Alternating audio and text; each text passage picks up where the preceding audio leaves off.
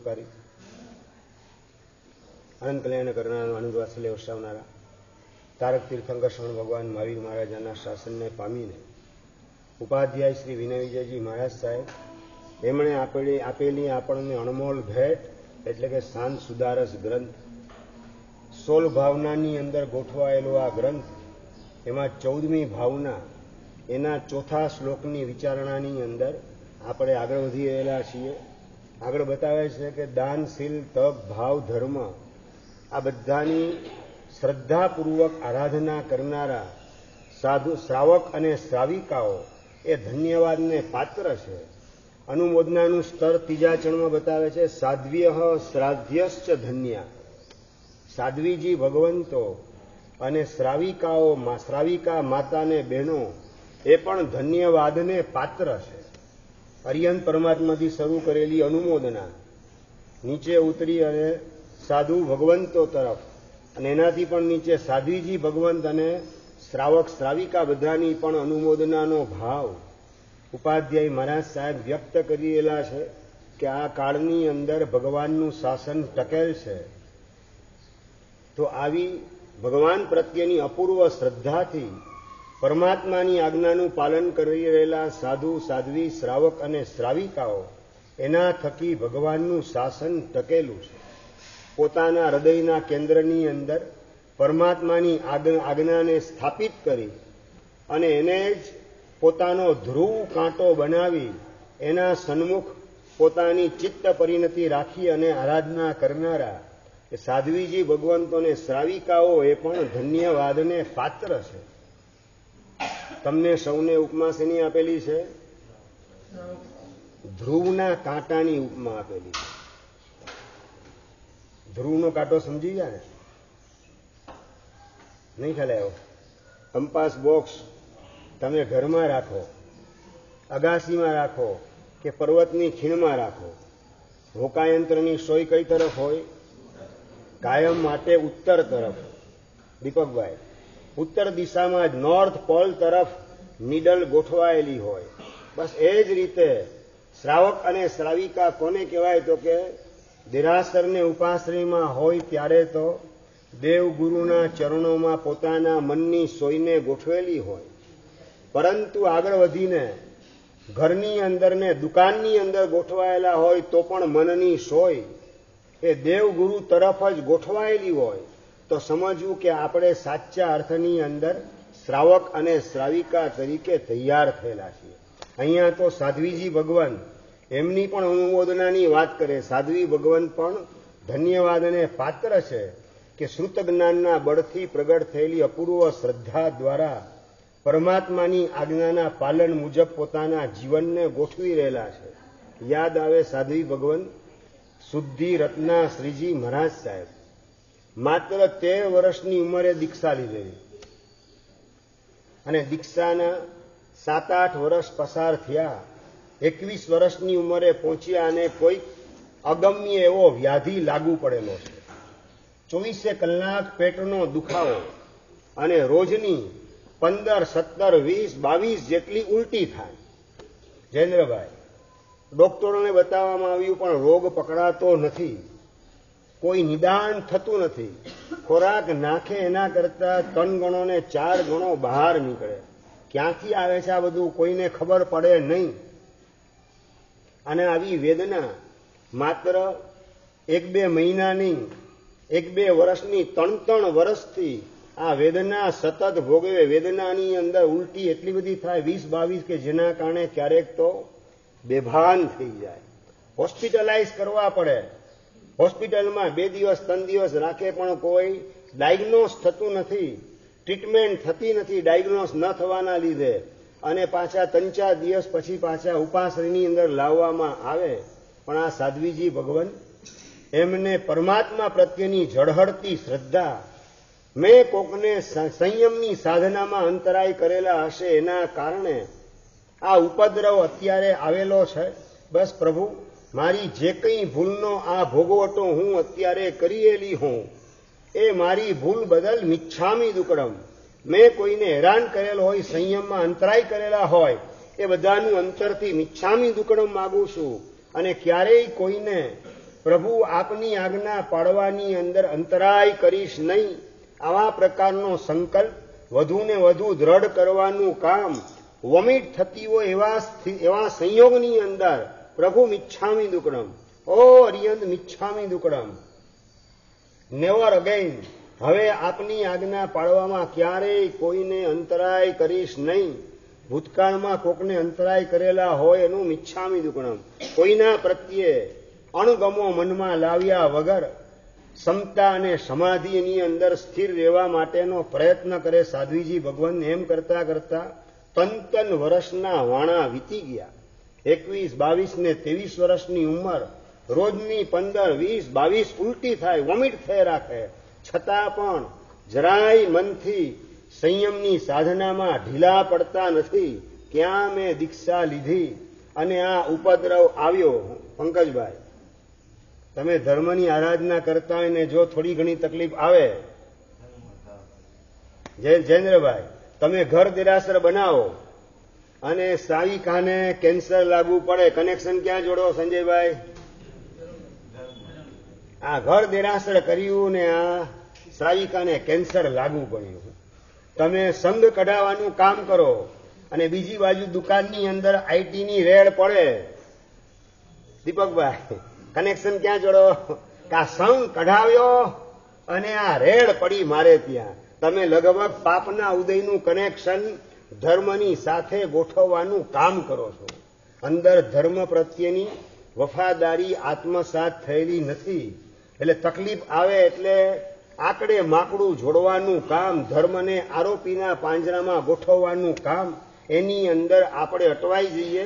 આવી ભૂલ કદાપી કરવી નથી. આ સાધ્વીજી ભગવાન જરાય સંયમ સાથેનું કનેક્શન જોડતા નથી. મારી કોઈક ભૂલ પૂર્વભવની હશે, એનો અત્યારે હું ભોગવટો બની ચૂકેલ છું. બસ શાંતિથી મારા પાપ કર્મને ભોગવી લઉં. અને એક વખત અંજન સલાકા પ્રતિષ્ઠાનો મહોત્સવ ચાલી રહેલો હતો અને અંજન વિધિ રાતના 12 વાગ્યાના સમયે સંપન્ન થાય અને સાધ્વીજી ભગવાન મનમાં ભાવ જાગ્યો. શિયાળાના દિવસો, કડકડતી ઠંડી, રાતના 11 વાગે શરૂ થનારી અંજન સલાકાની મૂળ વિધિ, પ્રાણ પ્રતિષ્ઠાની વિધિ, અંજનની વિધિ, એ મુખ્ય વિધિ 11 વાગે સ્ટાર્ટ થાય. 11 થી 3 વાગ્યા સુધી ચાલનારી આ વિધિ, સાધી ભગવંતોને સમાચાર મળેલા હતા. બધાને ખ્યાલ હતો આ સમય અંજનનો છે. અને સાધ્વીજી ભગવંત ધીમે ધીમે લાકડી દાંડો પોતાનો લઈ ધીમે પગલે ચાલતા ચાલતા દેરાસરની બહાર ઓટલે આવીને આસન પાથરી અને નૌકાર અને ઉવસગરમના જાપની અંદર ગોઠવાઈ ગયા. જ્યાં સુધી અંજન વિધિ ચાલે ત્યાં સુધી પોતાનો જાપ અતૂટપણે ચલાવે છે અને અંદરમાં ભગવાનને પ્રાર્થના કરે છે, પ્રભુ, જો પથ્થરની અંદર પણ આપના પ્રાણની પ્રતિષ્ઠા થાય તો આ ખોડિયાની અંદર એવા ધર્મના પ્રાણની પ્રતિષ્ઠા કરો જેના કારણે સંયમની સાધનામાં કોઈ વિઘ્ન કે ઉપદ્રવ મને નડે નહીં. આવા પ્રકારના સંકલ્પ સાથે, આ પ્રકારની પ્રાર્થના સાથે 4-4 કલાક કડકડતી ઠંડીની અંદર દેરાસરના ઓટલે રાતના 11 થી 3 સુધી બેસી અને નૌકાર અને ઓસગ્રમનો જાપ અખંડપણે સાધ્વીજી ભગવંત કરે છે. અને ચમત્કાર સર્જાયો. અંદરમાં શ્રદ્ધા, અહીંયા લખેલું છે ને, શ્રુત સમુપચિત શ્રદ્ધયા રાધયંતી. શ્રુત જ્ઞાનના બળથી, સાચી સમજણના માધ્યમથી પ્રગટ થયેલી અપૂર્વ શ્રદ્ધા, ઝળહળતી શ્રદ્ધા, એનાથી જે કોઈ સાધના કરવામાં આવે એ સાધના સફળ થયા વિના રહેતી નથી. અપૂર્વ શ્રદ્ધાનો પરિણામ એના કારણે ડોક્ટર દેવલ પરીખ એનો એ જ દિવસે ભેટો થઈ ગયો. ડાયગ્નોસ એમણે કરી દીધું, તમને આ તકલીફ છે, અને ટ્રીટમેન્ટ શરૂ કરી. અત્યાર સુધી ડોક્ટરો ઘણા બધા આવી ગયા પણ ડાયગ્નોસ જ થતું નહોતું. પણ આ રાતના 4 કલાક નૌકાર અને ઉવસગ્રમનો કરેલો જાપ અને એના પ્રતાપે ડોક્ટરનું કનેક્શન ગોઠવાઈ ગયું, ડાયગ્નોસ થઈ ગયું અને પ્રોપર ટ્રીટમેન્ટ શરૂ થઈ. પણ ટ્રીટમેન્ટ એ સાદી નથી. રોગ બહુ ખતરનાક હતો. રોજની 20-22 ઉલટી અને એ રોગની ટ્રીટમેન્ટની અંદર 500થી વધારે તો ગ્લુકોઝના બાટલા ચડાવવા પડ્યા. 3 વર્ષ સુધી ટ્રીટમેન્ટ ચાલી. આ વર્તમાન કાળની સત્ય ઘટના તમને કહી રહેલો છું. તમને તો 2-4 બાટલા કે 2-4 ઇન્જેક્શન આવી જાય ને તો એ ઊંચા નીચા થઈ જાવ. જે સાધ્વીજી ભગવંતે 3 વર્ષની અંદર 50 વ્હાઇટ સેલની બોટલ જેમને ચડાવવામાં આવેલી છે, 500થી વધારે ગ્લુકોઝના બાટલા ચડાવવામાં આવેલા છે, 1800થી વધારે ઇન્જેક્શન 3 વર્ષની અંદર જે સાધ્વીજી ભગવંતે લીધેલા છે, અને રોજની 35 ગોળી ખાવાની એક્સ્ટ્રા. સંજયભાઈ, તમારે તો 1 કે 2 હશે. અને રોજની 35 ગોળી વાપરવાની, છતાં પણ જરાય મનની અંદર કચવાટ નહીં. બસ આ શરીર સંયમની સાધનાને અનુકૂળ બને તો આ શરીરના માધ્યમથી થાય એટલી પ્રભુની આજ્ઞા સારામાં સારી રીતે મારે પાળવી છે, એવા પ્રકારનો જેનો સંકલ્પ છે, એવા સાધ્વીજી ભગવાન 3 વર્ષ દરમિયાન 14 વખત તો ઇન્ડોસ્કોપી કરવામાં આવે.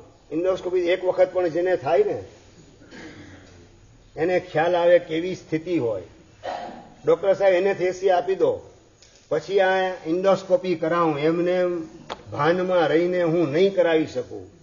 આ ગ્રહસ્થોની આ સ્થિતિ હોય અને ઇન્ડોસ્કોપીની અંદર 14 વખત ઇન્ડોસ્કોપી છતાં 1 પણ વખત એનેસ્થેસિયા લેવાનું કામ જેણે કરેલું નથી, એવા આ સાધ્વીજી ભગવાન બસ મારા કર્મનો ઉદય સમભાવે મારે સહન કરવો છે. લેપ્રોસ્કોપી એ પણ 3 વખત જેમણે 3 વર્ષ દરમિયાન કરાવેલી છે, અને છતાં જેની ક્ષમતા અને સમાધિ આસમાનને સ્પર્શવાનું કામ કરે. ભગવાનના શાસનના સાધ્વીજી ભગવંતો યાદ આવે એમની ક્ષમતા અને સાધના, એમની સમાધિ હૈયું અહોભાવથી ઝૂક્યા વિના રહેની. કઈ રીતે આ વેદનાની વચ્ચે પણ પ્રભુ પ્રત્યેની સંવેદના પ્રગટાવવાના માધ્યમથી ક્ષમતા અને સમાધિના શિખર ઉપર પોતાની જાતને પ્રતિષ્ઠિત કરવાનું પરાક્રમ કરતા હશે. બસ આ વિચાર પણ આવે તો ક્યારેય કોઈ પણ સાધુ કે સાધ્વીની નિંદા આપણા દ્વારા થઈ શકે નહીં.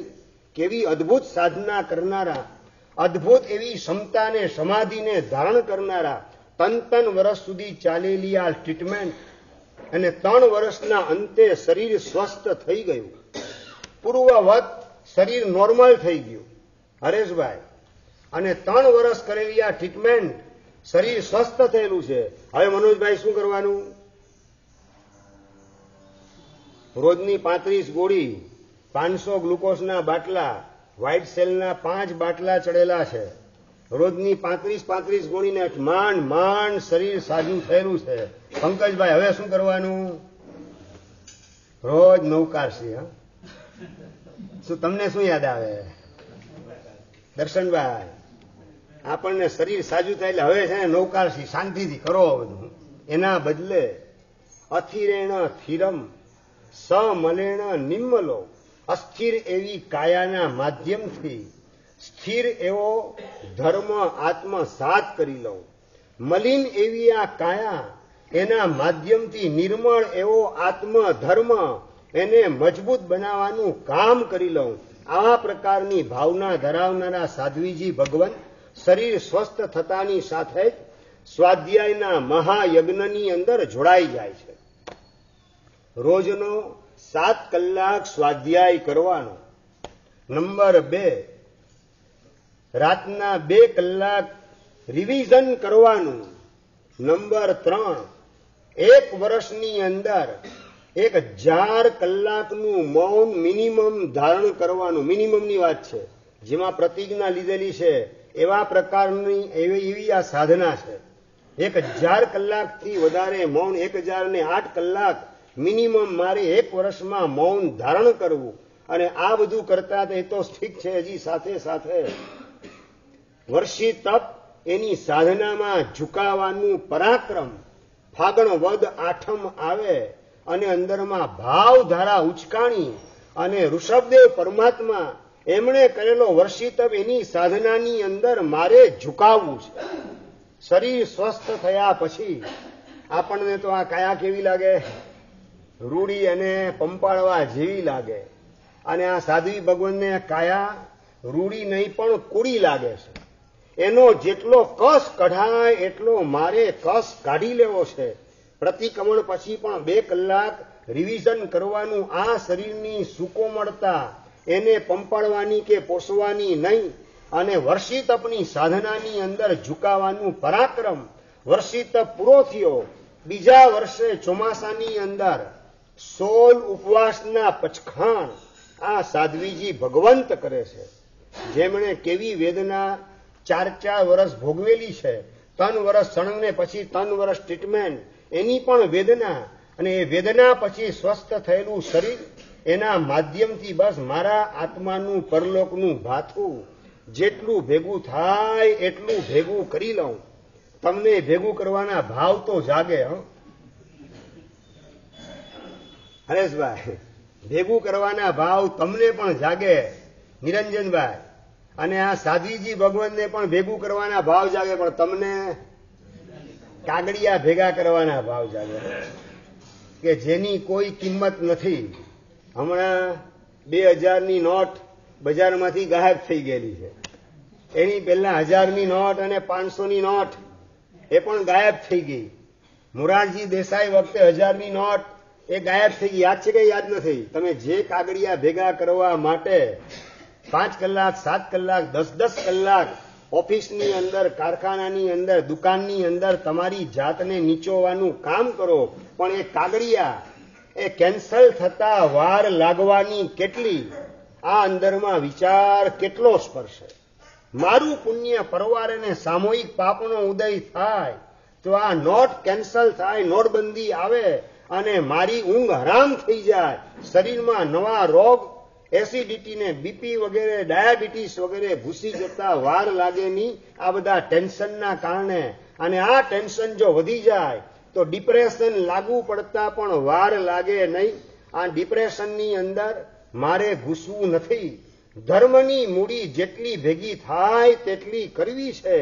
ધનની મૂડી તો ગમે ત્યારે દગો આપનારી છે, એની પાછળ પાગલ બનવું નથી. નસીબમાં જે કંઈ હશે એ મુજબ મળશે. બસ આટલી જો સમજણ મળી જાય. સાધના અને સંસાર એ બેનો ડિફરન્સ બરાબર સમજવાની આવશ્યકતા છે. સંસારના ક્ષેત્રે તમને જે કંઈ મળશે એમાં પુણ્યનો 80% જેટલો હિસ્સો અને પુરુષાર્થનો 15% કે 20% જેટલો હિસ્સો છે, એનાથી વધારે નહીં. અને પુણ્યનો હિસ્સો કોકને 80 ના બદલે 90 ને 95% પણ હોય. પુરુષાર્થનો હિસ્સો 5% જેટલો. અને સાધનાના ક્ષેત્રની વાત આવે તો શાસ્ત્રકાર કહે છે કે 80-85% પુરુષાર્થનો ભાગ છે, અને પુણ્યનો ભાગ 5%, 15% કે 20% છે, એનાથી વધારે નહીં. આ જો સમજણ આપણને મળી જાય કે પુરુષાર્થ મેક્સિમમ ધર્મની સાધનાની પાછળ ગોઠવવા દે. પુણ્યના ક્ષેત્રની ચીજ એ પૈસો કહેવાય, અને એની પાછળ આખી જિંદગી મારે લગાવી દેવી નથી. દુકાને 4 કલાક બેસી અને જે કંઈ મળવાનું હશે નસીબ મુજબ એ મળીને રહેશે. બાકીનો સમય સાધનાની અંદર ને આરાધનાની અંદર લગાવવા દે. આવા પ્રકારનો પરિણામ ભીતરમાં જાગૃત થાય તો ધર્મ સાધનાના ક્ષેત્રે હરણફાળ ભરતા વાર લાગે નહીં. જો માત્ર મહેનતના આધારે પૈસો મળતો હોય, હરેશભાઈ બરાબર સમજી લો, આ કોન્સેપ્ટ ક્લિયર કરી લો કે પૈસો એ જો પુરુષાર્થના આધારે મળતો હોય તો પછી રોડનું ખોદકામ કરનારા, હમણાં જે ખોદકામ કરતા ને બધા રોડનું ખોદકામ કરનારા, એ બધા મજૂરોને પૈસા વધારે મળવા જોઈએ અને મુકેશ અંબાણીને પૈસા ઓછા મળવા જોઈએ. સમજાય ને અશોકભાઈ? રોડના મજૂરો, રેલવેના કુલી વગેરે એ બધા મહેનત કરે છે. મુકેશ અંબાણી એના કરતા લાખમાં ભાગની મહેનત નહીં કરતા હોય, છતાં એના કરતા લાખો ગણું અને કરોડો ગણું મળે છે. શેના આધારે? આ પુણ્ય જે છે એનો 70, 80%, 85%, 90% અને 95% હિસ્સો પુણ્યનો. પુરુષાર્થનો હિસ્સો 5% માંડ હશે. રોડનું ખોદકામ કરનારા, રેલવેના કુલી વગેરે એ બધા કદાચ 20%ના બદલે 50% જેટલી મહેનત કરે છતાં મળે કેટલું? આ પુરુષાર્થના અનુપાતમાં પૈસો મળતો નથી. પુણ્યના અનુપાતમાં, પુણ્યના રેશિયા મુજબ તમને પૈસો મળે છે. આ વાત બરાબર મગજની અંદર સેટ કરતા આવડે તો પૈસા પાછળની દોટ લગાવવાના બદલે આત્મકલ્યાણની દિશાની અંદર દોટ લાગ્યા વિના રહીને શરીરને સાચવવાના બદલે, દુકાનને સાચવવાના બદલે, ઘરને ને પરિવારને સાચવવાના બદલે સૌથી વધારે સાચવવાની જરૂરત ધર્મની છે. ધર્મને જેટલો વધારે સાચવીશ એટલું ઓટોમેટિક દુકાન, ઘર, પરિવાર ને મારું શરીર આપમેળે સચવાઈ જશે. જેને છે ને સહેજ ઋતુ બદલે એટલે શરદી લાગુ પડી જાય, વરસાદ પડે એટલે તાવ આવી જાય, ખાંસી આવી જાય અને કફ લાગુ પડી જાય, રાતના ઊંઘ પણ ના આવે, સહેજ ઋતુ ચેન્જ થાય, સહેજ પરિશ્રમ કરે અને શરીર રોગનો ભોગ બને રાખે અને ડોક્ટર પાસે અલગ અલગ દવાઓ ખાઈ રાખે. ખાંસીની દવા ને, શરદીની દવા ને, તાવની દવા, થાકની દવા ને, રાતના ઊંઘ ના ઊંઘની દવા, જેટલા જેટલા સિમ્ટોમ્સ દેખાય એક એક સિમ્ટોમ્સની એક એક બે બે ત્રણ દવાઓ લેવાનું કામ કરે, પણ શરીરનો રેઝિસ્ટેશન પાવર વધારવાનું કામ જો ન કરે, ઇમ્યુનિટી પાવર જો ડેવલપ ન થાય તો એક રોગ મટેની બીજા 2 ઊભા થાય, 2 મટેની બીજા 4 ઊભા થાય. અને ઇમ્યુનિટી પાવર ડેવલપ કરેલો હોય, રોગની પ્રતિકારક શક્તિ વધારેલી હોય તો કદાચ શિયાળાની અંદર ખુલ્લી છાતી અગાસીમાં સૂએ તો પણ એને શરદી કે તાવ લાગુ પડે નહીં. સમજાય હું શું કહેવા માંગુ છું? આ ઘડી ઘડીની અંદર શરદી ને, તાવ ને, ખાંસી ને, ઉધરસ ને બધું લાગુ પડે રાખે, એના બદલે ઇમ્યુનિટી પાવર ડેવલપ કરી તો બધા ગાયબ થઈ ગયા. ઓટોમેટિક બધું શરીર સ્વસ્થ બનીને સચવાઈ જાય, માથું સચવાય, નાક સચવાય, કાન સચવાય અને શરીર પણ પોતાનું આખે આખું સચવાઈ જાય. શેના આધારે? ઇમ્યુનિટી પાવર ડેવલપ કરવાના માધ્યમથી. આ સાંભળીને છે તમે ભાઈ ઇમ્યુનિટી પાવર ડેવલપના વિચારમાં ખોવાઈ નહીં જતા. મારે વાત તમને એ કરવી છે કે પુણ્ય તમારું નબળું હોય તો દુકાનનું ઠેકાણું પાડવા જાઓ તો ઘર વાંકું ચાલે, ઘરને થોડી હાચવાની મહેનતને મથામણ કરવા જાઓ તો તમારું શરીર વાંકું ચાલવા માંડે. એક સાંધોને 13 તૂટેવી હાલત પારસભાઈ. પુણ્ય નબળું છે એના કારણે. અને ધર્મની સાધના, આત્મ પ્રાપ્તિ લક્ષ્ય ધર્મની આરાધનાને સાધના કરતા આવડે અને બાય પ્રોડક્ટ તરીકે જે પુણ્ય ઊભું થાય એ પુણ્ય તમારી દુકાન પણ સાચવે, ઘર પણ સાચવે, પરિવારને પણ સાચવે, તમારા શરીરને પણ સાચવે અને કોલેજમાં ગયેલી તમારી દીકરી એને પણ સાચવવાનું કામ ધર્મની આરાધના દ્વારા ઊભું થયેલું પુણ્ય કરે. તમે ફેક્ટરી હો ત્યારે તમારી દીકરી કોલેજે ગયેલી હોય એને સાચવવાનું કામ કોણ કરે? રાજનભાઈ, તમે સાચવવા જાઓ. ભાઈ લવ મેરેજ કરી ન જાય, ઇન્ટરકાસ્ટ મેરેજની અંદર અટવાઈ ન જાય, એ સિવિલ મેરેજ એના માર્ગે ગોઠવાય નહીં, લવ જિહાદનો એ શિકાર બને નહીં. એમાં તમારી આવડતને હોશિયારી કામ કરે? કોણ કામ કરે? તમે ગમે એટલા પૈસા કમાવા માટેની મહેનત કરો પણ લવ જિહાદનો શિકાર તમારી દીકરી બને એટલે કરોડો રૂપિયા ભેગા કરેલા એના ઉપર પાણી ફરી વળતા વાર લાગે નહીં અને સમાજમાં મોઢું કઈ રીતે દેખાડવું એ $1,00,000નો ગંભીર પ્રશ્ન તમારા માટે આવીને ઉભો રહી જાય. કારણ કે પુણ્ય તમારું પરવારેલું છે. પુણ્ય ઉપાર્જન માટેનો પુરુષાર્થ બિલકુલ કરેલો નથી. પૈસા ઉપાર્જનનો પુરુષાર્થ કરેલો છે. પુણ્ય ઉપાર્જનની દિશામાં ડગલું માંડેલું નથી. તો કર્મ સત્તા કહે છે કે જો પૈસાની પાછળ પાગલ બને તો મારો પરચો તને દેખાડવાનું કામ કરું. અને લવ જિહાદનો શિકાર બની જાય તમારી દીકરી, એને અટકાવવામાં તમારા પૈસા, તમારી તાકાત, તમારી લાગવગ કામમાં કેટલી આવી શકે?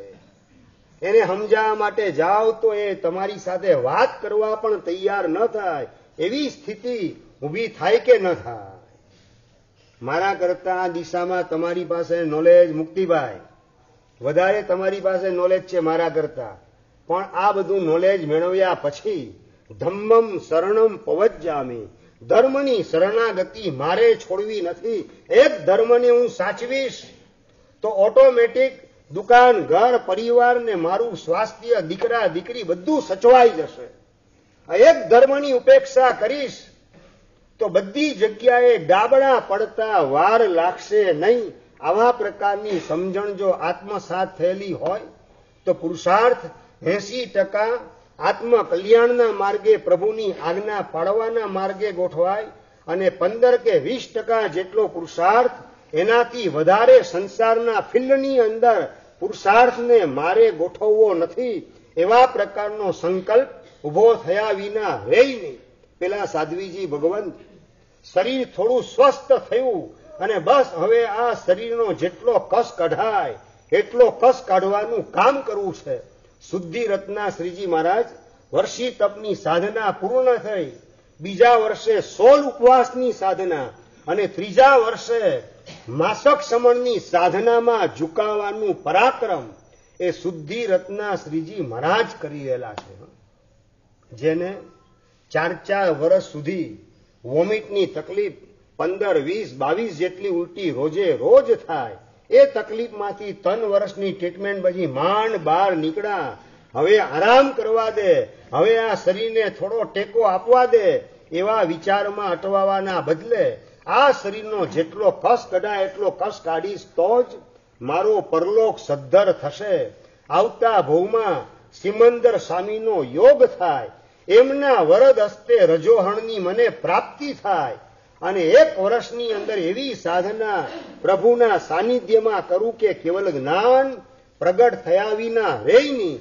આવા પ્રકારની ઝંખનાથી સંયમ જીવનની અંદર એક બાજુ સ્વાધ્યાયની ધૂણી ધખાવાની અને બીજી બાજુ તપની ધૂણી ધખાવાનું કામ કર્યું અને 4 વર્ષની અંદર વર્ધમાન તપની 27 ઓળીની આરાધના, મનોજભાઈ 2, 4, 5, 10 નહીં, 27 ઓળીની આરાધના 4 વર્ષની અંદર, એમાં 1 વર્ષી તપ, 1 વખત 16 ઉપવાસ અને 1 વખત માસક સમણની સાધના આ સાધ્વીજી ભગવંતે કરેલી છે. બસ આ શરીર ક્યારે દગો આપે એનો ખ્યાલ આવે તેમ નથી. આ દગો આપે એની પહેલા મારા આત્માનું ભાથું જેટલું ભેગું થાય એટલું મારે ભેગું કરી લેવું છે. બાકી આ ગમે ત્યારે દગો આપે ને આ શરીર એટલે મસાણની માટી, એના કરતા જેની વિશેષ કોઈ કિંમત આંકી શકાય તેમ નથી, તેવા શરીરની અંદર મસાણની માટીની અંદર મારે મોહાવું નથી. અને આ કાયાની અંદર છુપાયેલો મારો આત્મા એના પરમાત્મા સ્વરૂપનો સાક્ષાત્કાર કર્યા વિના મારે રહેવું નથી. આવા પ્રકારનો દ્રઢ સંકલ્પ કરનારા સાધ્વીજી ભગવાન 4 વર્ષ વર્ધમાન તપની ઓળીની સાધના, બીજી બાજુ વર્ષી તપ, 16 ઉપવાસને માસક સમણ, એ બધી સાધનાની અંદર ગોઠવાયેલા હતા. અને પાછો કોઈક પાપ કર્મનો ટાઈમ બોમ્બ ફૂટ્યો, રોગ એ ફરીથી ભરડો લે છે પોતાના શરીરની અંદર, રોગ અંદર વકરવા માંડ્યો. પાછા એ દેવલભાઈ પરીખ એ ડોક્ટરને બોલાવવામાં આવ્યા અને ડોક્ટર કે સાધ્વીજી ભગવાન ચિંતા ના કરશો, હું સારામાં સારી રીતે તમારી ટ્રીટમેન્ટ કરીશ. પાછી ટ્રીટમેન્ટ શરૂ થઈ, પણ ટ્રીટમેન્ટનું કોઈ 1% રિઝલ્ટ મળે નહીં. ઓપરેશનનો અવસર આવી ગયો. ઓપરેશન થિયેટરની અંદર દાખલ થવાનો પ્રસંગ, એની પહેલા કોઈક જાણકાર વ્યક્તિ સાધ્વીજી ભગવાનના ગુરુની પાસે આવીને વાત કરે છે, આમને શરીરની તકલીફ કરતા કદાચ બહારની તકલીફ હશે. જાણકાર એક મારી પાસે વ્યક્તિ છે ને લઈને આવું, એમના દ્વારા એમને જરૂર સારું થઈ જશે. ગુરુ ભગવંતે સંમતિ આપી, જાણકાર ભાઈને લાવવામાં આવ્યા. સાધી ભગવાનની પાસે બેઠા અને જાણકાર ભાઈ વાત કરે કે આ ઉપદ્રવ એવો છે કે જે આ વેશ ઉતારવા માટે આવેલ છે. મારી પાસે તાકાત એવી છે કે એનાથી જરૂર આ સાજા થઈ જશે, પણ 5 મિનિટ માટે આ સાધ્વીનો વેશ ઉતારી અને સંસારીના કપડા પહેરવાના તો મારી ટ્રીટમેન્ટ કામ કરશે. પછી જિંદગી આખી ઉપદ્રવ એમને બિલકુલ થશે નહીં. ગેરંટી સાથે વાત જાણકાર વ્યક્તિ કરે. આમ જોને તોની ભાષામાં એ સાદી ભગવાનની જગ્યાએ આપણે હોઈએ. મુક્તિભાઈ અને ચંદભાઈ શું વિચાર આવે? સાદી ભગવાનની જગ્યાએ આપણે હોઈએ તો શું વિચાર કરીએ? ગેરંટી આપે છે કે એકદમ સભા સ્તબ્ધ થઈ ગઈ. જયેન્દ્રભાઈ તૈયાર જ છીએ. હા, સાધુ વેશ ઉતારવો પડે તો ઉતારીને પણ સાહેબ અમે સાજા થતા હોઈએ, અમે સાહેબ તૈયાર. એટલે આ રાખના રમકડાનો પ્રેમ એટલો કેળવેલો છે કે સાધુ વેશ, સંયમનો વેશ, એની કિંમત હજુ સુધી હૃદયને સ્પર્શેલી નથી. માટે જ આવા વિચારો તમને વળગવા માંડે. પેલા સાધ્વીજી ભગવંત લેશ માત્ર શરીર પ્રત્યેની માયા મમતા કરતા નથી. આ રાખના રમકડાની અંદર શરીર એ રાખનું રમકડું અને મસાણની માટી એની અંદર મારે મોહાવું નથી. શરીર પડવું હોય તો ભલે પડી જાય, મરી જઈશ, પણ સાધ્વીનો વેશ એક સેકન્ડ માટે પણ હું ઉતારીશ નહીં. આવા પ્રકારનો રોકડો જવાબ પેલા જાણકાર માણસ એને સંભળાવી દીધો સાધ્વીજી ભગવંતે. મારે આ વેશ ઉતારવાની વાત મંજૂર નથી, બીજું જે કંઈ તમારી થાય એવું હોય કરો, બાકી આ સાધુ વેશ ઉતારવા માટે હું તૈયાર નથી. આ સાધ્વીના વેશ પ્રત્યેનો આટલો અદભુત પ્રેમ, સંયમ પ્રત્યેની વફાદારી અને પરમાત્મા પ્રત્યેની પૂર્ણ શ્રદ્ધા. મને સારું થશે તો પ્રભુની આજ્ઞા પાળવા દ્વારા સારું થશે. આવા મલિન પ્રયોગોની અંદર મારે અટવાવું નથી. સાધ્વીનો વેશ ઉતારવો નથી એક સેકન્ડ માટે પણ. હોસ્પિટલાઇઝ થવાનો અવસર આવ્યો, ઓપરેશનની ડેટ નક્કી થઈ. ઓપરેશન 14ના દિવસે, અને 14ના દિવસે ઓપરેશન નક્કી થયું, પણ શરીરની સિચ્યુએશન એવી ઊભી થયેલી છે કે જેના કારણે 14ના દિવસે ડોક્ટરે ઓપરેશન કેન્સલ કરવું પડ્યું. આજના દિવસે આ ઓપરેશન થઈ શકશે નહીં. ઓપરેશન થોડું ડિલે થયું અને પેલા સાધ્વીજી ભગવાન પોતાની અંગત ડાયરી એની અંદર લખવાનું કામ કરે છે. અંગત નોંધ કે સારું થયું આજે ઓપરેશન કેન્સલ થયું, તો આજે 14નું પ્રતિક્રમણ બહુમાનપૂર્વક વિધિ સાચવીને સભાન દશાની અંદર હું કરી શકીશ. પ્રભુ આપને લાખ લાખ ધન્યવાદ મારું 14નું પ્રતિક્રમણ સાચવવા બદલ. તમને સાજા શરીરે પણ પ્રતિક્રમણ કરવાનું સૂજે કે કેમ? એ 1000 ક્વિન્ટલનો ભારેખમ ક્વેશ્ચન છે. અને આ સાધ્વીજી ભગવાન હોસ્પિટલાઇઝ થયેલી સ્થિતિ, ઓપરેશન કરાવવાની સ્થિતિ આવી ચૂકેલી છે, એની વચ્ચે પણ મારું 14નું પ્રતિક્રમણ પ્રભુ આપની કૃપાથી સચવાઈ ગયું. લાખ લાખ ધન્યવાદ પ્રભુ આપને. ધન્યવાદની લાગણી પહોંચાડે છે. લેશ માત્ર ફરિયાદનો ટોન પરમાત્મા પ્રત્યે રજૂ કરવાનું કામ સાધ્વીજી ભગવાન કરતા નથી. તમે ભગવાન પાસે જાઓ, મોટા ભાગે કામ શું કરો? ભગવાનને ફરિયાદ કે ધન્યવાદ? પંકજભાઈ, ફરિયાદ જ વાત, રડવાની જ વાત, હસવાની વાત નહીં. ભગવાન તારી 15 વર્ષથી પૂજા કરું છું છતાં પેમેન્ટનું ઠેકાણું કેમ નથી પડતું? ભગવાન 5 વર્ષથી રાત્રિ ભોજનનો ત્યાગ કરું છું છતાં મારી પત્નીનો સ્વભાવ કેમ સુધરતો નથી? આ જ બધી ફરિયાદ બીજું હોય એવું છે. ફરિયાદના ટોનની અંદર આવું જ આવે કે બીજું કંઈ આવે?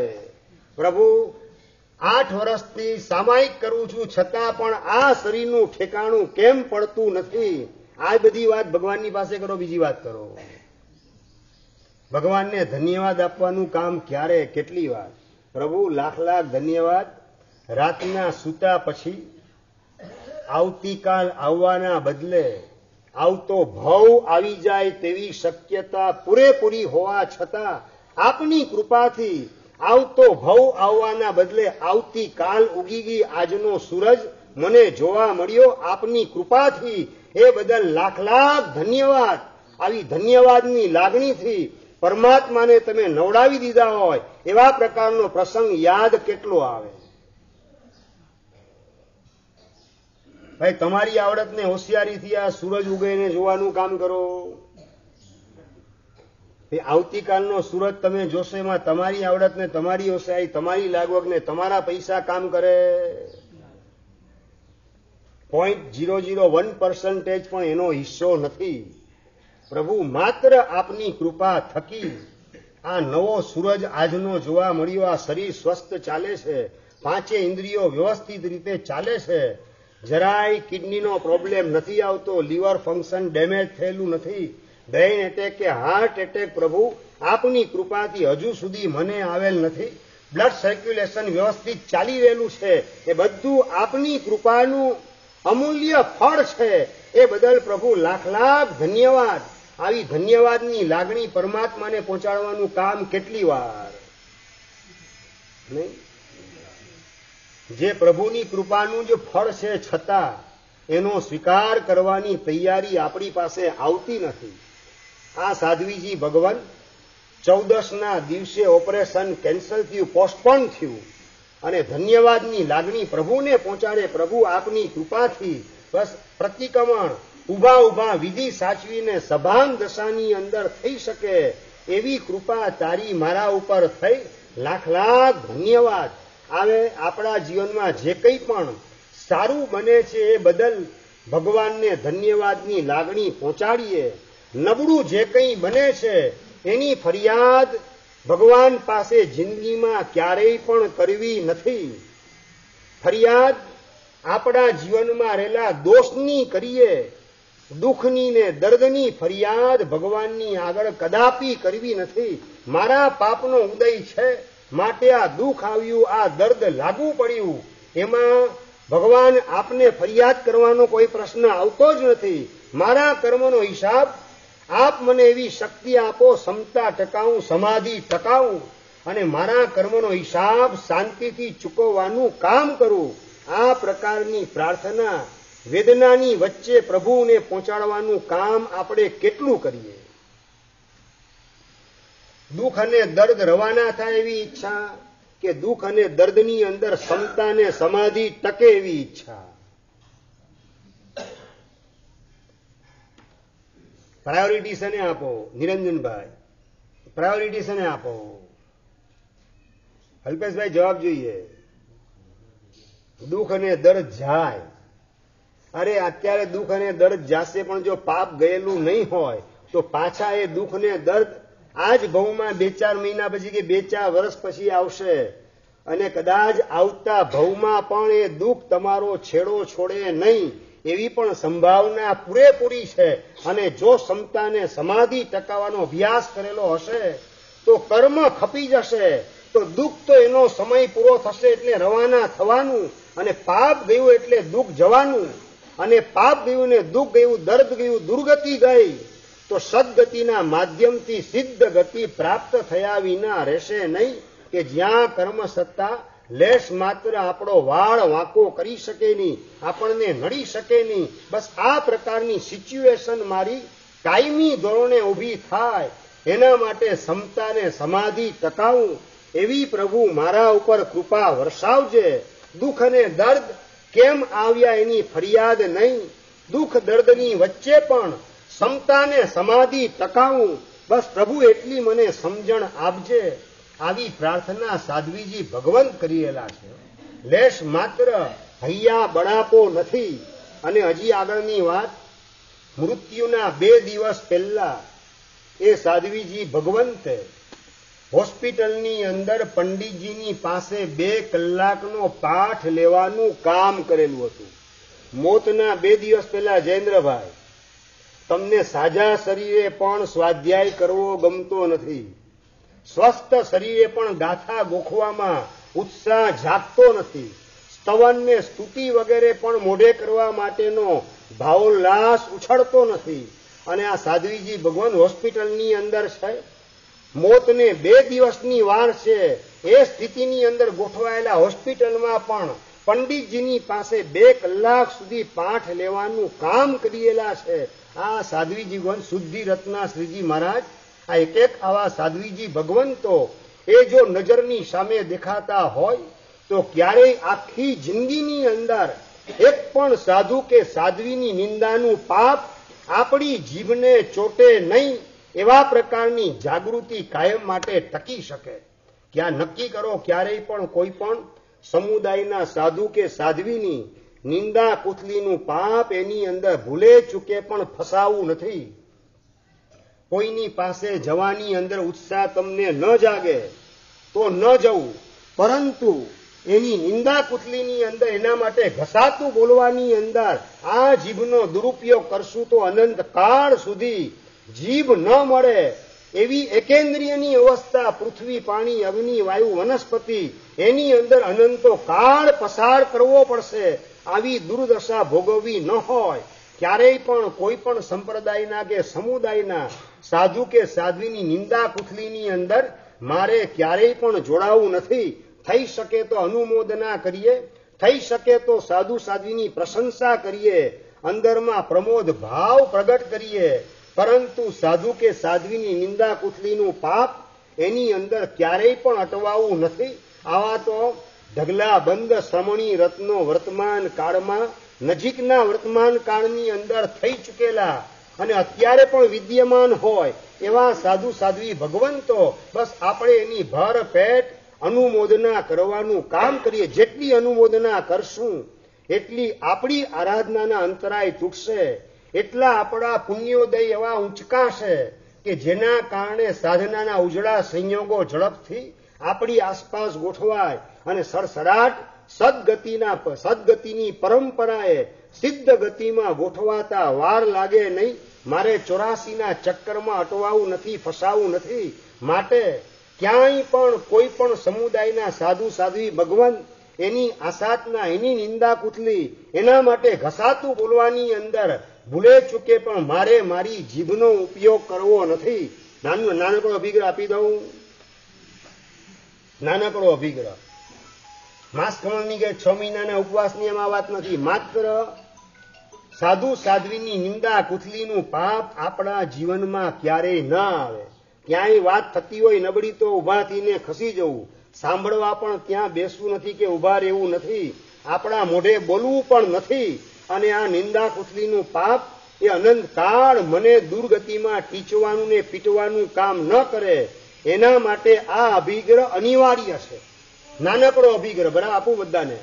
એક નાનકડો સંકલ્પ અભિગ્રહ. કોઈ પણ સમુદાયના સાધુ સાધ્વીજી ભગવાન એની નિંદા કુથલી, એના માટે ઘસાતું બોલવાનું પાપ કરવું નથી. હરિયન સખિયમ, સિદ્ધ સખિયમ બધાના હાથ જોડેલા હોય. હરિયન સખિયમ, સિદ્ધ સખિયમ, સાહુ સખિયમ, સખિયમ ધારણા અભિગ્રહ વચ્ચે કામી સસાગારેણમ મહત્રાગાણ સસ્મતે વો શ્રી રે વો શ્રી રામે. ખૂબ ખૂબ ધન્યવાદ.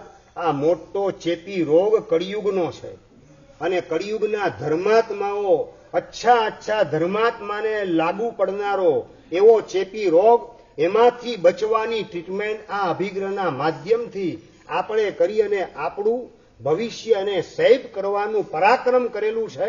એવો એક અંદરમાં અનુમોદનાનો ભાવ જાગ્રત રાખજો.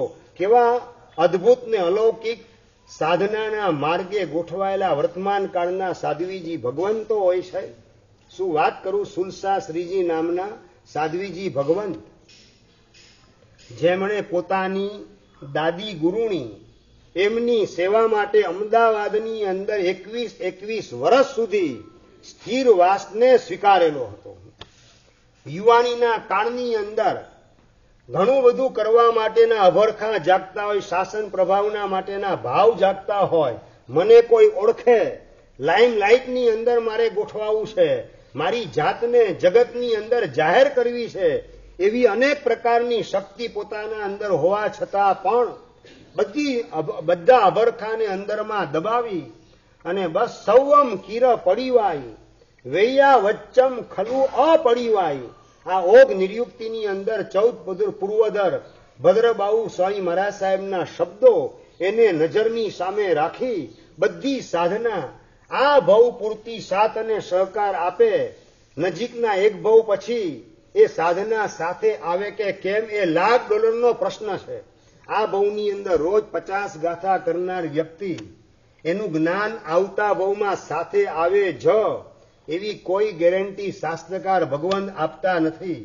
આ ભવની અંદર તમે સિદ્ધિ તપ કરેલો હોય, માસકમણ કરેલો હોય, એટલે આવતા ભવમાં તમને સિદ્ધિ તપ કરવાનું સૌભાગ્ય મળે જ એવો કોઈ નિયમ શાસ્ત્રકાર દેખાડતા નથી. બધા ગુણો પ્રતિપાતી એટલે કે એક બે ભવ પછી રવાના થઈ જાય, આપણા જીવનમાંથી વિદાય લઈ લે, મોત પેલા પણ વિદાય લઈ લે એવી શક્યતા છે. પણ વૈયાવચ એ અપ્રતિપાતી ગુણ છે. અપ્રતિપાતી એટલે વૈયાવચ દ્વારા ઉભું થયેલું પુણ્ય એ આપણે મોક્ષે પહોંચીએ ત્યાં સુધીની અદભુત સામગ્રી આપણને પૂરી પાડવાની ગેરંટી આપે. એવા પ્રકારનો આ વૈયાવચ નામનો ગુણ એને આત્મસાત કરવા દે. દુનિયા મને ઓળખે કે ન ઓળખે, પણ મારી આ વૈયાવચની કેપિટલ મને મોક્ષે પહોંચાડ્યા વિના રહેશે નહીં. આવી પૂર્ણ શ્રદ્ધાથી 21 વર્ષ સુધી અમદાવાદની અંદર સ્થિરવાસ પોતાની દાદી ગુરુણીની સેવા માટે સાધીજી ભગવાન સુલસાશ્રીજી મહારાજે સ્વીકાર્યો. અને એના પછી દાદી ગુરુણીની વિદાય થઈ. થોડા સમય વિહાર કર્યો અને પાટણની અંદર આવ્યા. પોતાના ગુરુણીના પગ બંને અટક્યા અને પોતાના ગુરુણીની સેવાની અંદર પાટણમાં ફરીથી બીજા 10 વર્ષ સ્થિરવાસનો સ્વીકાર આ સુલસાશ્રીજી સાધ્વીજી ભગવંતે કર્યો. એકને એક ગામની અંદર રહેવાનું, વ્યાખ્યાન વગેરેની જવાબદારી સંઘનો આગ્રહ એટલે સ્વીકારવાની. હવે 10 વર્ષ સુધી નવું પીરસવાનું અને અમદાવાદની અંદર 21 વર્ષ એક જ ઉપાશ્રયની અંદર સ્થિરવાસ, 21 વર્ષ સુધી સંઘને આરાધના કરવાની અને પોતાના દાદી ગુરુની એની પણ સેવા કરવાની, એની સમાધિ સાચવવાની અને એના ખાતર પોતાની બધી ભાવનાઓને ગૌણ કરી દેવાની, હાંસિયાની અંદર ગોઠવી દેવાની અને માત્ર સેવાનો યોગ એને જ હાઇલાઇટ કરવાનું કામ. અને એના માધ્યમથી બસ ભગવતી સૂત્રની અંદર ભગવાનના શબ્દો, જો ગિલાણમ પડી સેવઈ સે મામ પડી સેવઈ. ગ્લાન સાધુ સાધ્વીની સેવા કરે છે એ મારી સેવા કરવાનું કામ કરે છે. આ પ્રકારે સમણ ભગવાન મહાવીર મહારાજાએ ગૌતમ ગણધરને કહેલા શબ્દો એને યાદ કરી આ દાદી ગુરુણીની સેવા નહીં કે મારી ગુરુણીની સેવા નહીં, પણ આ જીવતા જાગતા સિમંદર સ્વામીની સેવા કરવાનો યોગ મને પ્રાપ્ત થયેલો છે. એવા પ્રકારના ભાવને ઉછળતા રાખવાના 31 વર્ષ સુધી એ કોઈ ખાવાના ખેલ નથી. તમારા સગા મા બાપને હોસ્પિટલમાં દાખલ કરેલા હોય, 15 દિવસ એની સેવા કરવાનો અવસર આવે, દુકાન બંધ કરી અને તમે હોસ્પિટલની અંદર 15 દિવસ માટે ગોઠવાઈ જાઓ, એવી શક્યતા કેટલી? એ કેટલી શક્યતા? માણસ રાખી દો, કામ પતાવી દો. આપણે ઉજાગરા કરવાની જરૂરત નથી, આપણે એમની બાજુમાં ગોઠવવાની જરૂરત નથી. સગા મા બાપની સેવા કરવાનો અવસર આવે તો પણ તમે આઘા પાછા થઈ જાઓ, દુકાનને ગૌણ કરવા તૈયાર ન થાવ. સંસારની તમારી બિઝનેસની પ્રવૃત્તિ માટે બહારગામ જવું પડે તો બહારગામ જવાનું પણ છોડવાની તૈયારી. માતા પિતા જે માંદા હોય ત્યારે કેટલી આવે એ 1000 ક્વિન્ટલનો ભારેખમ ક્વેશ્ચન છે. જ્યારે આ સાધ્વીજી ભુવન જેની સાથે બ્લડ રિલેશન નથી એવા પોતાના ગુરુણીની 10 વર્ષ સેવા સ્થિરવાસમાં અને દાદી ગુરુની એની 21 વર્ષ સેવા અમદાવાદની અંદર અને એની અંદર પણ ઉછળતા ઉલ્લાસ સાથે જરાય મન કચવાય નહીં, અંદરમાં કોઈ ખેદ કે ઉદ્વેગનો અનુભવ થાય નહીં. મારે એકલી જ સેવા કરવાની. મારા ગુરુમાનના શિષ્યો તો ઘણા બધા છે, બધાનો ભાગ હોવો જોઈએ. આમ તમારા મમ્મી પપ્પા માંદા પડે, હોસ્પિટલનું બિલ 5 લાખનું આવે, તમે 4 ભાઈ હો. હવે આગળનો પ્રશ્ન સમજી ગયા ને? 4 ભાઈ તમે અને હોસ્પિટલનું બિલ 5 લાખનું આવેલું હોય, એ 5 લાખનું બિલ કોણ ચૂકવે? જયેન્દ્રભાઈ, દીપકભાઈ, 4 ભાઈઓ છે સરખે ભાગે 1.25 લાખ વેચી લઈએ, 5 લાખ એકલા મારે શા માટે ભરવા? અહીંયા પોતાના ગુરુ બહેનો અનેક હોવા છતાં બધાના ભાગે આમની સેવા ગોઠવી દે. 1 વર્ષ હું સ્થિરવાસ રહું, 1 વર્ષ બીજા રે, ત્રીજા રે, મારો વારો ફરીથી આવશે ત્યારે હું આવીશ. આવા કોઈ ગલ્લા તલ્લા કરવાના બદલે આપણે છે ને સાધ્વીજી ભગવાનની પેરેલલ આપણી જાતને ગોઠવીને આ બધા પ્રશ્નો ઢંઢોળીને આપણી જાતને પૂછવાની આવશ્યકતા છે કે આ સ્થિતિની અંદર હું હોઉં તો મારા મનમાં વિકલ્પ કેવા આવે, કેવા પ્રકારનું વલણ મારું અંદરમાં જાગૃત થાય, આ બધા પ્રશ્નો આપણી જાતને પૂછવાની આવશ્યકતા છે.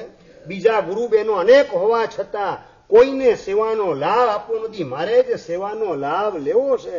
આવા પ્રકારની તત્પરતા તાલાવેલી ધરાવનારા સાધ્વીજી સુલશાસ્ત્રીજી મહારાજ, એની સામે આપણે કેટલા પામર અને પોકળ છીએ અને એ કેવી પરમની ભૂમિકાએ ગોઠવાયેલા છે. એવા સાધ્વીજી ભગવાનને કોટી કોટી વંદન. અંતરના અંતરથી આપણે કર્યા વિના રહીએ નહીં ને બસ આવા સાધુ સાધી ભગવાન એમનાથી જીન શાસન જયવંતું છે અને આવા સાધુ સાધ્વી બનવાનું સૌભાગ્ય મારા સંતાનોને ક્યારે પ્રાપ્ત થશે, એવા પ્રકારની ભાવના ભાવવાની આવશ્યકતા છે. માત્ર લુખી અનુમોદના નહીં, પણ મારા દીકરા દીકરી, મારો ભાણિયો કે ભત્રીજો કે મારો ભાઈ આવા સાધુ કે સાધ્વી બનવાના માર્ગે ક્યારે ગોઠવાશે, આવા ભાવ ભીતરમાં જેટલા ઊંચકીએ એ સાચા અર્થની અંદર પ્રમોદ ભાવના છે. આપણી વાત પેલી અધૂરી હતી. ચાલુ ટ્રેનની મુસાફરીની અંદર બેન હતા, એને એકદમ શંકા થઈ. 9મો મહિનો ચાલતો હતો અને સંડાસમાં જાય, સંડાસ કરે. સંડાસ કરતા કરતા અચાનક પ્રસૂતિ થઈ ગઈ, બાળકનો જન્મ થઈ ગયો. ટ્રેન ચાલુ છે ને બાળકનો જન્મ, અને એ વખતે અંદરમાં નાભીમાંથી અવાજ, દાદા દીકરો બચે તો દીક્ષા અપાવીશ. નાભીમાંથી નીકળેલા શબ્દો, હરેશભાઈ ટ્રેન ચાલુ અને સંડાસના કાણામાંથી નીચે બાળક નીકળી ગયેલું છે, એ બચે. તમને ક્વાઇટ ઇમ્પોસિબલ દેખાતી વાત, પરંતુ કળિયુગની અંદર પણ શ્રદ્ધા આપણી જો બળવાન હોય તો શાસન દેવતાઓ એના સિંહાસન ચલાયમાન થાય અને આપણી પ્રાર્થના શાસન દેવતાઓ સ્વીકાર્યા વિના રહે નહીં. પરમાત્માને કરેલી પ્રાર્થના, નાભીમાંથી નીકળેલો આ સુર શાસન દેવતાના કોઈ કાને અથડાયેલો હશે, એમના અંતરને સ્પર્શેલો હશે. બેન તરત બહાર નીકળ્યા અને ચેન પુલ કરવાનું, ખેંચવાનું કામ કરે અને ચેઇન પુલિંગ થતાની સાથે જ ગાડી ઊભી રહી ગઈ. ગાડી ઊભી રહીને ગાર્ડ આવે પાછળથી, ગાર્ડના ડબ્બામાંથી રેલવેનો ડ્રાઈવર આવે. કેમ ઊભી રાખી ગાડી? ભાઈ મારે આ દીકરાનો જન્મ થઈ ગયો, સંડાસમાં ગઈ હતી ને. અને બધા ગાડી ઊભી રહીને પાછળ જોવા માટે ગયા. જીવયા બધા કે બેન હવે ગયો દીકરો, હવે ચાલુ ટ્રેને કઈ રીતે બચે? ના, મારા દાદાએ દીકરાને બચાવેલો હશે, મને પૂરેપૂરી શ્રદ્ધા છે.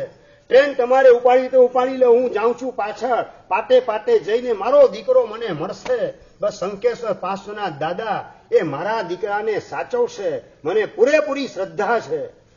અને ટ્રેનના ગાર્ડના ડબ્બામાંથી ગાર્ડ એ બેનની સાથે જાય અને થોડેક દૂર ચાલીને ગયા અને રેલવેના બે પાટાની વચ્ચે દીકરો જીવતો મળ્યો. અને રિઝલ્ટ શું આવ્યું કદાચ તમને ખબર નહીં હોય, હું રિઝલ્ટની વાત પછી કરું. એ બેનની જગ્યાએ કદાચ તમારા શ્રાવિકા હોય ને તમને વાત કરે કે દાદાને આવી પ્રાર્થના કરી માટે દીકરો બચી ગયો, એટલે હવે હું દીકરાને દીક્ષા અપાવીશ. તમે શું કહો હરેશભાઈ? રાજનભાઈ તમે શું કહો?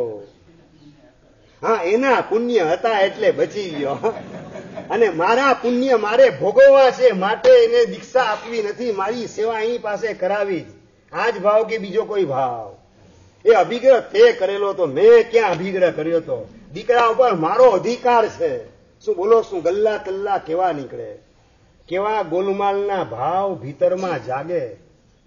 દીકરો મરી જાય તો મંજૂર છે, પણ દીકરો જીવતો બચે અને સાધુ કે સાધ્વીને સોંપવાનો પ્રસંગ આવે દીકરા દીકરીને, એના માટેની તૈયારી ભીતરમાં કેટલી જાગે.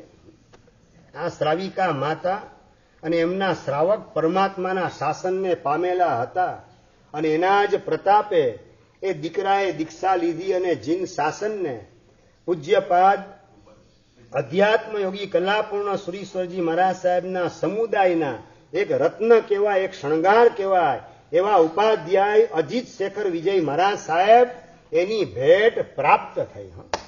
આ વર્તમાન કાળની અંદર બનતી આ ઘટનાઓ કળિયુગની અંદર પણ ચમત્કારનું સર્જન થાય છે. બસ જરૂરત છે આપણા હૃદયમાં શ્રદ્ધાની, આપણા હૃદયની અંદર પ્રાર્થનાની, અને એમાં પણ સ્વાર્થનું પૂરેપૂરું વિલીનીકરણ અને માત્ર આત્મકલ્યાણ ને આત્મ ઉત્થાનના પરિણામ જેની અંદર છલકાતા હોય એવા પ્રકારની શ્રદ્ધા હોય તો આ કાળમાં પણ પોઝિટિવ રિઝલ્ટ મળ્યા વિના રહે નહીં.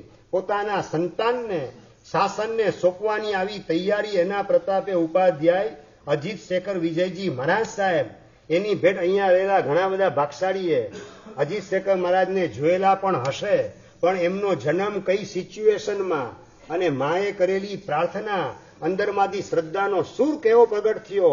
હું એ જગ્યાએ હોઉં કે મારી ઘરવાળી એ જગ્યાએ હોય તો આવા ભાવ જાગે કે ન જાગે, આ બધા પ્રશ્નો આપણી જાતને ઢંઢોળીને પૂછવાની આવશ્યકતા છે ને આપણા સ્તરને પ્રશ્ન પૂછીને ઊંચકવાનું કામ કરવું છે. નો ડાઉટ અંજારની અંદર પણ ઘણી બધી એવી શ્રાવિકા માતાઓ છે, પોતાના દીકરાને મારી પાસે લઈને આવ્યા, સાહેબ બસ આ થોડો ઢીલો પડી ગયો, વાસ્કેપ નાખી આપો, બસ આ થોડો મજબૂત થઈ જાય, સીધી તમે એનો રંગે ચંગે સાહેબ પૂરો કરાવો છે. મારે તો થઈ ગયો, એને પણ સાહેબ કરાવવો છે. અને એનો છોકરો આમ પગ પછાડે, ના મમ્મી મારે નથી કરો, મારે પારણું કરવું છે. ના બેટા જો મારા સાહેબ વાસ્કેપ નાખી આપે. અને છોકરાને હું વાત કરું, ભાગશાળી સિદ્ધિ તપની મસ્તી લેવા જેવી છે, સિદ્ધિ તપનો આનંદ માણવા જેવો છે. અને ઓલા છોકરાએ મને કાઉન્ટર ક્વેશ્ચન કર્યો, મહારાજ સાહેબ તમે કર્યો જ ને મને પૂછો. મેં કીધું ભાગશાળી જે તપ મેં કરેલા હોય ને એ તપ સંઘમાં હું કરાવું છું, બીજા કોઈ તપ નથી કરાવતો.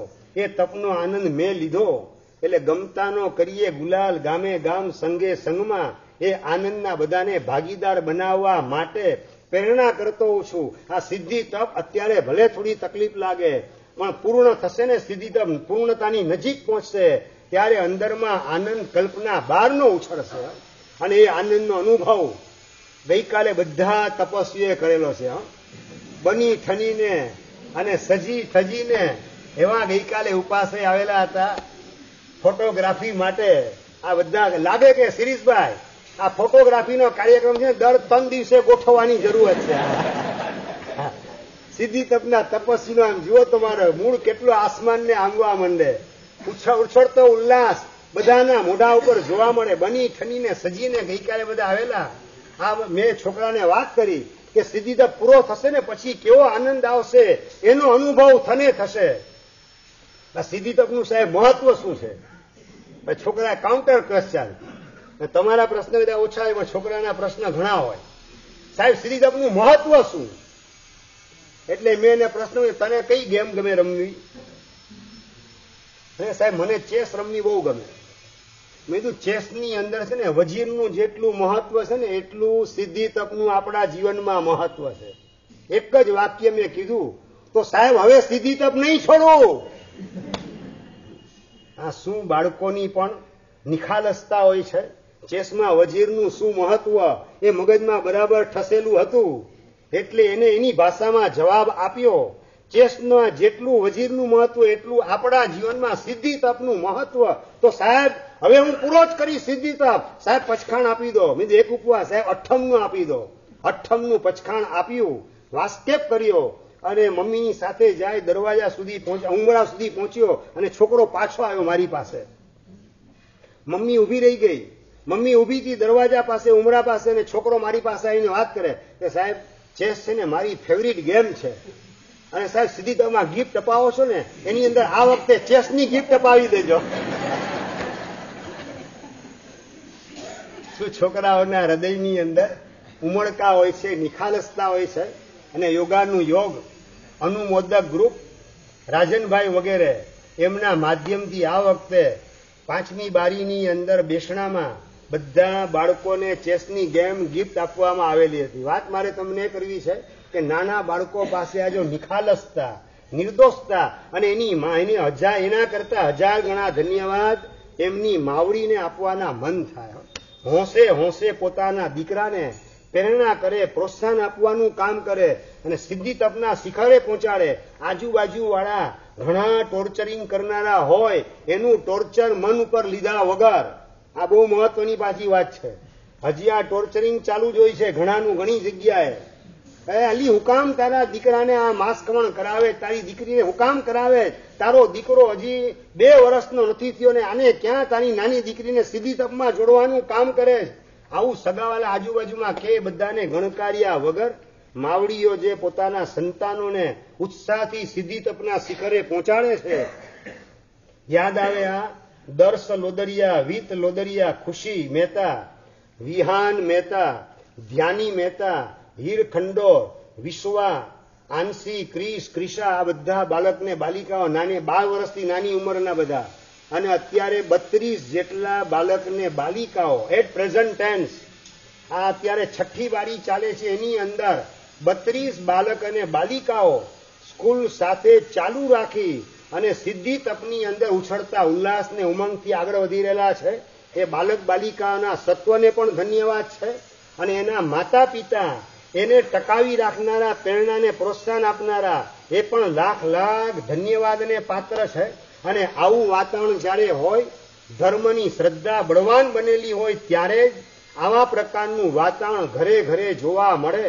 અને હવે તો મામાનું ઘર કેટલે દર્શનભાઈ, હવે તો આ 6ઠી બારી પૂરી થઈ ગઈ. હવે એક જ બારી 7મી બાકી છે. 8મી બારી તો પર્યુષણના 8 દિવસમાં ક્યાં ઉજવણીની અંદર પૂરી થઈ જશે ખબર નહીં પડે. સાંજી 3 દિવસ બપોરે ચાલતી હશે, ચંદન વિલેપન ચાલતું હશે, તપસ્વી પોતાના અનુભવ બોલતા હશે, બીજી બાજુ અમી છાટણા પણ ચાલુ હશે, મહેંદી રસમનો કાર્યક્રમ ચાલતો હશે. આ ઉજવણી ગઈકાલથી સ્ટાર્ટ થઈ ગઈ છે. ગઈકાલે સવારે 10 વાગ્યાથી આ સિદ્ધિ તપની ઉજવણી સ્ટાર્ટ થઈ ચૂકેલી છે. બધાના હૃદયના ઉત્સાહને ઉમંગ આસમાનને સ્પર્શે એવા. અને હમણાં 2 દિવસ પછી પાછા ઘરે ઘરે સિદ્ધિ તપના તોરણ બાંધવા માટેના તોરણ પણ આવી જશે. સિદ્ધિ તપના પ્રત્યેક ઘરોને શણગારવા માટે યુવાનો પણ તમારા ઘરે આવવાનું કામ કરશે. દરેકના અંતરમાં ઉછળતો ઉલ્લાસને ઉમંગ છે કે આપણે સિદ્ધિ તપની અનુમોદના કરીએ, તપસ્વીને પ્રોત્સાહન આપવાનું કામ કરીએ. આવા પ્રકારના ઉછળતા ઉલ્લાસથી આ રવિવારે યુવાનોની મીટિંગ પણ થયેલી હતી બપોરે 2 કલાક. એમાં પણ ઉલ્લાસથી બધાએ પોતાના નામ લખાવેલા છે. બસ હવે તો સિદ્ધિ તપની પૂર્ણાહુતિને વાર નથી. માત્ર એક જ બારી 7મી બાકી છે. 8મી બારી તો પર્યુષણમાં ક્યાં પૂરી થઈ જાય સંજયભાઈ, એની આપણને ખબર પડી નહીં. માત્ર એક જ બારી બાકી રહી. બસ આ શ્રદ્ધા અને ઉત્સાહથી આગળ વધો. એ જ મંગલ કામના. અને શુદ્ધિ રત્ના શ્રીજી મહારાજે કરેલું માસ ખમણ અને 16 ઉપવાસને યાદ રાખો એટલે તમારા સિદ્ધિ તપ એની અંદર પચખાણની અંદર તમારો ભાવ ઉછળ્યા વિના રેની. એ જ મંગલ કામના. જીનાજ્ઞા વિરુદ્ધ કહેવાય તો મિચ્છામિ દુક્કડમ. બધા તપસ્વી સાતામાં છો ને બધા? ખૂબ ખૂબ ધન્યવાદ. પચખાણ 5 ઉપવાસ, 4 ઉપવાસ, 3, 2, 1 ઉપવાસ ને પાણહાર. જય શત્રુંજય. સૂર્યોગે 12 વદનમચકાય, સૂર્યોગે 10 વદનમચકાય, સૂર્યોગે 8 મચકાય, 6 વદનમચકાય, વદનમચકાય, ચોયંબિયારમ તિયંબિયારમ, અશરમ બાણમ ખાયમ સાયમ પાણહાર નો કાશી રાજકોટ સિંહ કાય પચ્છન્ન કાલિમ દિશામ સંદે વેણમ પાણસ લેણવા લેણવા છેમ લેણવા સસી તેણવા આશિત તેણવા દેસાજી ઓગમ બરી ઓગમ બચ્ચે ખાય અનથા વેણમ સસ્યા ગણમ મહત્તા વો શ્રી રે વો શ્રી રામ.